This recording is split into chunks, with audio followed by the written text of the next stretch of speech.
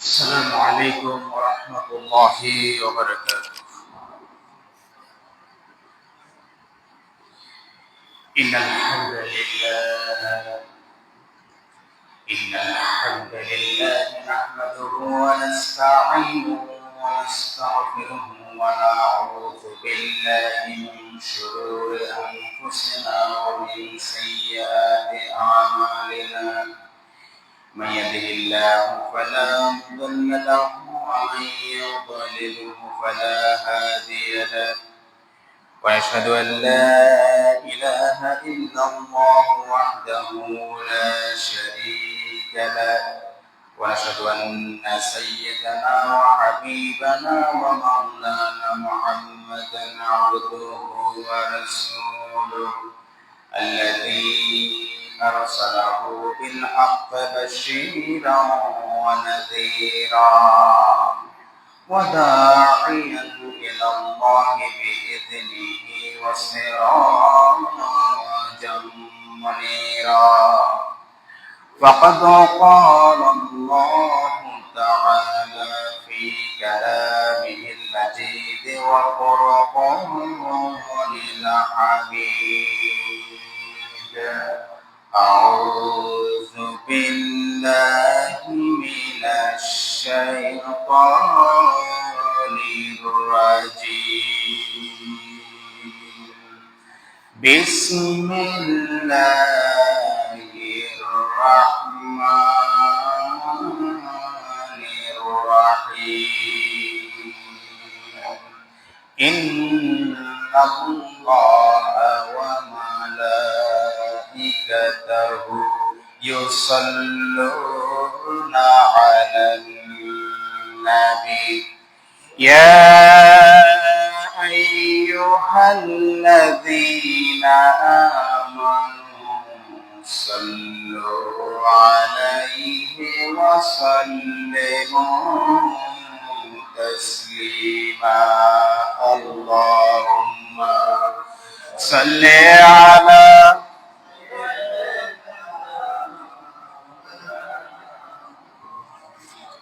وعلى آل سيدنا مولانا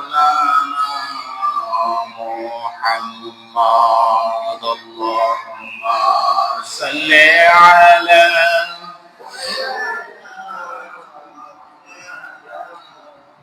وعلى آل سيدنا مولانا محمد. بلغ العلا بكماله كشف الدجى بجماله حسنت جميع خصاله. صلوا عليه وعليه. سورة يوسف بتاریخ خدمات لقمان قاری قرآن باری ای دل شادمان بلغ العلا بکماله کشف الدجى بجماله حسنت جميع خصاله. صلوا عليه وعليه. اللهم صل على محمد وعلى آل محمد كما صليت على إبراهيم وعلى آل إبراهيم إنك حميد مجيد. اللهم بارك على محمد وعلى آل محمد كما باركت على إبراهيم وعلى آل إبراهيم إنك حميد مجيد. সকল প্রশংসার মালিক কে? সকল ক্ষমতার মালিক কে? আমাদেরকে সব সময় সুস্থ রাখেন কে? আল্লাহ রাব্বুল আলামিন তার সর্বোৎকৃষ্ট রিজিক, সুস্থতার মতো নিয়ামত আমাদেরকে দান করেন, যার কারণে আমরা প্রতিদিন আমাদের স্বাভাবিক জীবনযাপন করতে পারি, ঠিক কিনা? যে আল্লাহ তাআলা আমাদেরকে সুস্থতার নিয়ামত দিয়ে আজকে সালাতুল জুমা আদায় করার জন্য বাছাইকৃত মুসল্লিদের মধ্য থেকে আমাদেরকে কবুল করেছেন, আমরা সেই মালিককে তার শেখানো যে শব্দ রয়েছে, কালেমা রয়েছে, কালাম রয়েছে, আমরা সেই মালিকের শেখানো কালাম দিয়ে তার প্রশংসা আদায় করছি, বলছি আলহামদুলিল্লাহ। প্রিয় মুসল্লি ভাইয়েরা, আপনারা গত সপ্তাহে শুনেছেন বদকার ব্যক্তি, বেঈমান ব্যক্তির মৃত্যু কেমন হবে। এর আগের সপ্তাহে শুনেছেন মুমিন ব্যক্তির মৃত্যু কোন হালতে হবে, ঠিক কিনা? আজকে আপনাদের সামনে খুতবা প্রদান করবে ইনশাআল্লাহ। আমাদের মৃত্যু হয়ে যাওয়ার পরে মুমিন হোক আর বেঈমান হোক, কবরের যে প্রথম রাত তার কিভাবে অতিবাহিত হবে। প্রিয় মুসল্লি ভাইরা, সবসময় খুতবা শুনতে বসবেন আমলের নিয়তে। কিসের নিয়তে? আমলের নিয়তে। আমলের নিয়তে যদি কোরআন এবং হাদিসের মজমায় যদি আপনি না বসেন, তাহলে আপনার এটা খামোখা, নিরর্থক। আপনি যদি আমলের নিয়তে না বসেন, তাহলে আপনার এই বসে থাকাটা কি? নিরর্থক, খামোখা।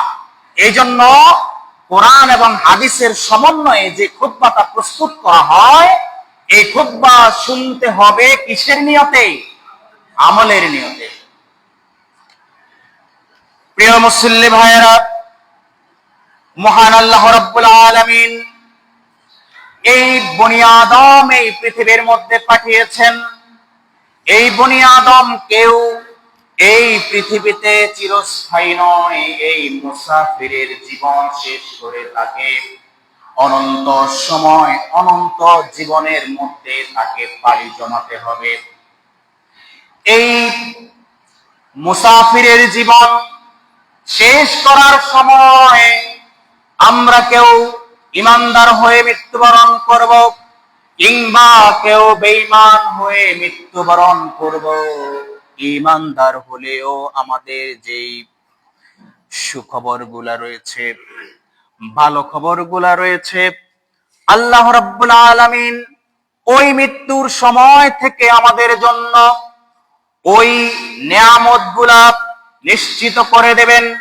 আর যদি আমরা বেঈমান হয়ে থাকি, ওই মৃত্যুর সময় থেকে ওই সমস্ত হুঙ্কার গুলা নিশ্চিত করবেন কে? আমার ভাইয়েরা, এর আগে আপনারা শুনেছেন ইমানদার ব্যক্তির মৃত্যু এবং বেঈমান ব্যক্তির মৃত্যু কি হালত হবে।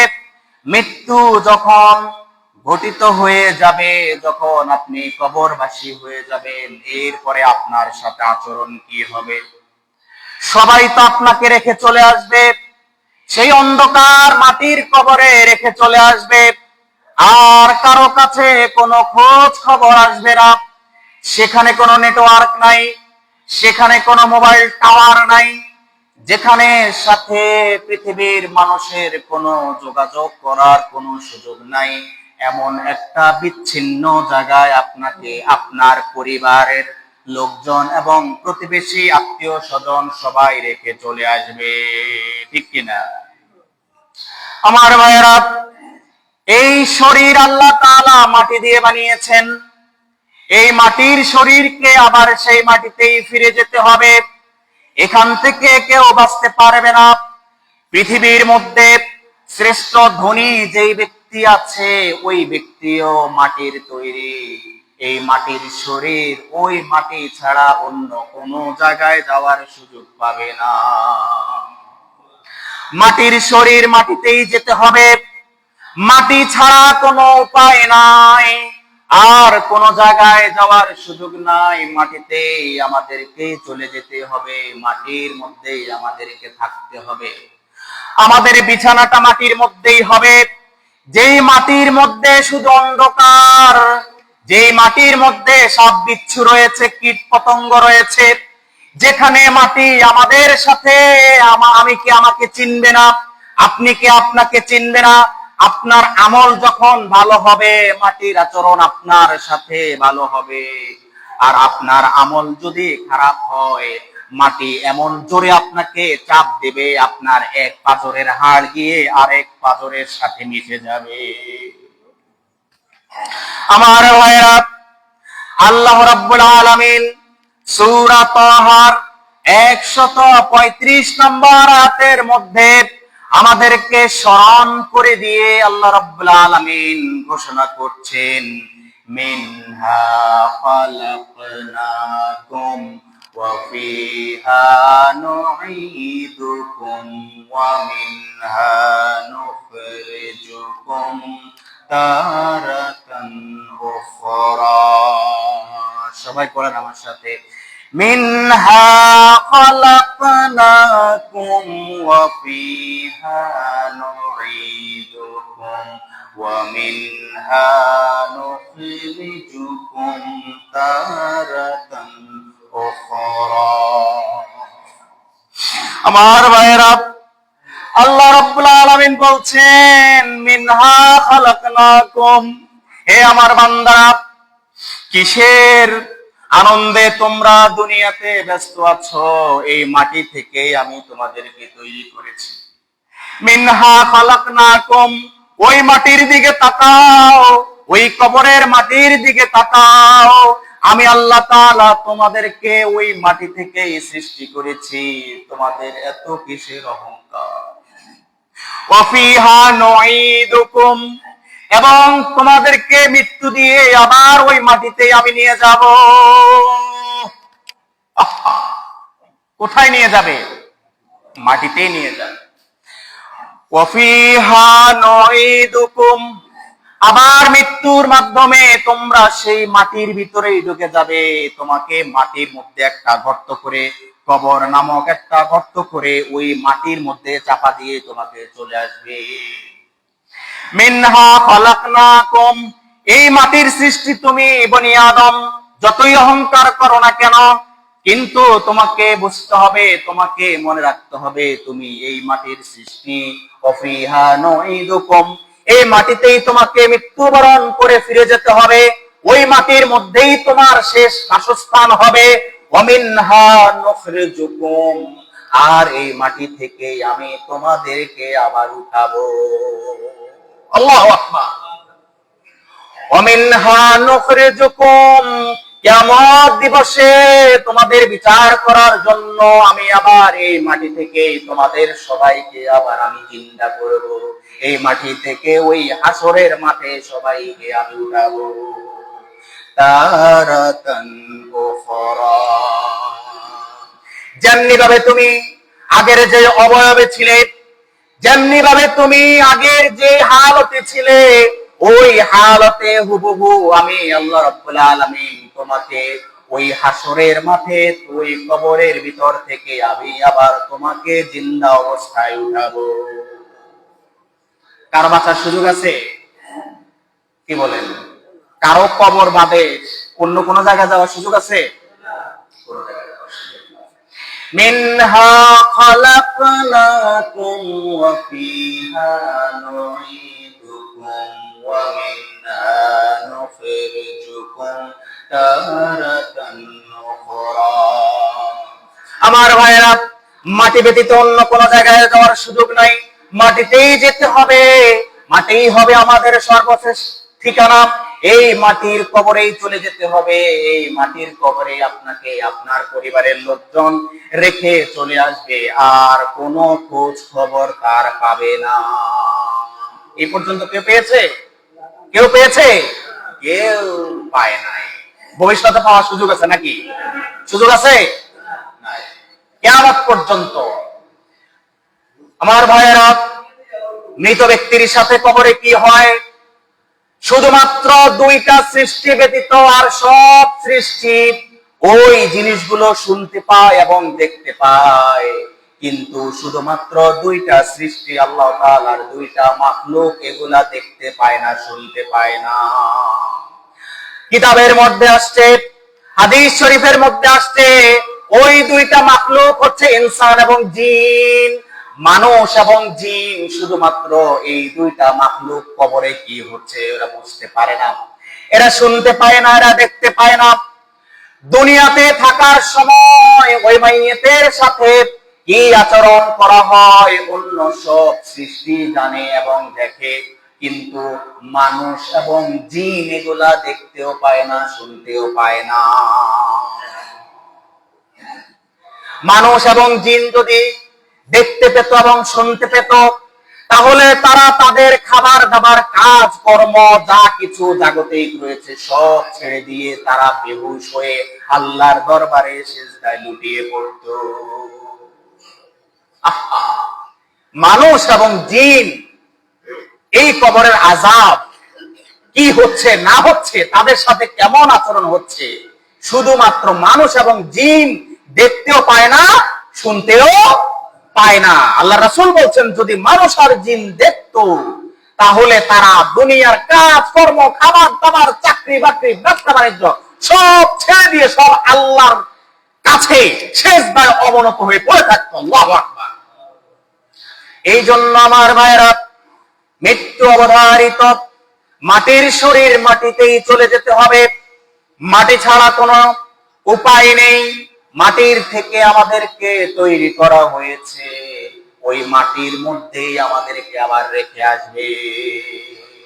আমরা যখন মৃত ব্যক্তিকে যখন দাফন করি, মাটি দেওয়ার সময় আমরা পড়ি কিনা?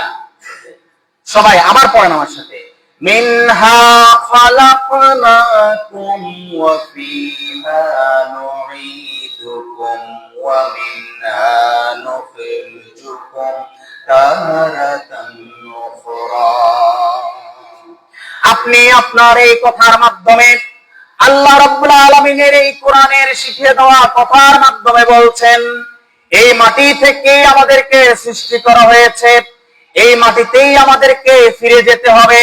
আপনি এখন যাকে দাফন করছেন, মাটি দিচ্ছেন, ওই ব্যক্তিও মাটির সৃষ্টি, এবং ওই ব্যক্তিকে আপনি এখন মাটির মধ্যে আবার চাপা দিয়ে রেখে দিতেছে। কিয়ামতের দিন হাসরের মাঠে আল্লাহ রাব্বুল আলামিন আবার আপনি দুনিয়াতে যেরকম জিন্দা অবস্থায় ছিলেন, ওই অবস্থায় তারাতান উখরা, আবার এই অবস্থায় আল্লাহ রাব্বুল আলামিন আপনাকে জিন্দা করে দিবে। আমার ভাইরা, তিরমিজি শরীফের 2460 নম্বর হাদিস, আল্লাহর নবী সাল্লাল্লাহু আলাইহি সাল্লাম বলছেন, এই অন্ধকার কবর, এই অন্ধকার মাটির কবর প্রতিদিন আমাদের সবাইকে আহ্বান করতে থাকে, প্রতিদিন আমাদের সবাইকে ডেকে ডেকে সে বলতে থাকে। ওই মাটির কবর বনি আদমকে, পৃথিবীর মানুষগুলোকে প্রতিদিন ডেকে ডেকে বলতে থাকে, ইন্নাল কবরা ইয়াকুলু কুল্লা ইয়াউমিন। আমার নবী সাল্লাল্লাহু আলাইহি সাল্লাম বলছেন, এই কবর প্রতিদিন আমাদেরকে ডেকে ডেকে বলে, আনা বাইতুল গুরবা। এই মানুষেরা শোনো, পৃথিবীর মানুষেরা শোনো, আমি এই কবর, আমি হচ্ছি একাকিত্বের ঘর, আমি সঙ্গের ঘর, আমি হচ্ছি অন্ধকারের ঘর। আনা বাইতুল গুরবা, আনা বাইতুল ওয়াহিদা, আনা বাইতুত তুরাব, আনা বাইতুদ দুর। এই কবর পৃথিবীর মানুষকে প্রতিদিন ডেকে ডেকে বলে, হে পৃথিবীর মানুষেরা, তোমরা সবাই শোনো, তোমরা তো আমার ডাক শুনতে পাও না, কিন্তু প্রতিদিন আমি তোমাদেরকে ডেকে ডেকে বলি, আমি একাকিত্বের ঘর, আমি নিঃসঙ্গতার ঘর, আমি মাটির ঘর, আমি কীট পতঙ্গের ঘর, আমি অন্ধকারের ঘর। আমার কাছে যে আসে, এখানে কি আব্দুর রহিম আসলো, না আব্দুল করিম আসলো, চেয়ারম্যান সাহেব আসলো, নাকি কোনো কামলা আসলো, নাকি কোনো দিনমজুর আসলো, এই হিসাবে আমার আচরণ হবে না। আমার আচরণ হবে, যে ব্যক্তি ঈমানের সাথে আমার ঘরে আসবে, ওই ব্যক্তির জন্য আমি অন্ধকারের পরিবর্তে আলো হয়ে যাব। কল্পনা করেন তো, অন্ধকার কবর কি হয়ে যাবে? আলো হয়ে যাবে। কাদের জন্য? মুমিন ব্যক্তির জন্য। কার জন্য? মুমিন ব্যক্তির জন্য। কবর আমাদেরকে বলতে থাকে, শুধু তাই নয়, যদি তুমি মুমিন হও আমার অন্ধকার কবর তোমার জন্য আলো হয়ে যাবে, এবং এই কবরের মধ্যে তোমার জন্য সঙ্গী সাথী হিসেবে আল্লাহর ওই বেহেশত থেকে ফেরেশতারা চলে আসবে। আহা, এক একজন ফেরেশতা কি উজ্জ্বল চেহারা! এত উজ্জ্বল চেহারা কিতাবের মধ্যে আসছে, এত উজ্জ্বল চেহারা পৃথিবীর কোন মানুষ এই পৃথিবীতে বসে এখনো দেখে নাই। আল্লাহু আকবার।